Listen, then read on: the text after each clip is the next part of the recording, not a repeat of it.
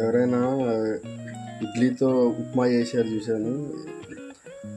ఇడ్లీతో అంటే పొద్దున్న మిగిలిన ఇడ్లీ ఉంటాయి కదా ఫ్రెండ్స్. ఇప్పుడు శిరీష ఈ ఇడ్లీతో బజ్జీలు చేస్తుంది అన్నమాట. కానీ చాలా బాగుంటుంది. ఇంతకుముందు ఒకసారి చేసింది. అది చేసి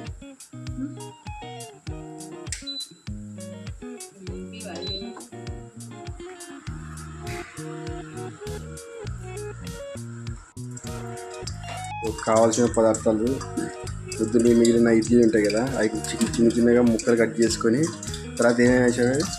శనగపిండి, కారం, ఉప్పు, సోడా పొడి, కొంచెం ధనియాల పౌడర్ అంతేనా?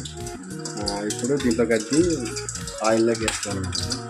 ఆయిల్ కొంచెం కొద్దిగా హీట్ అయినాక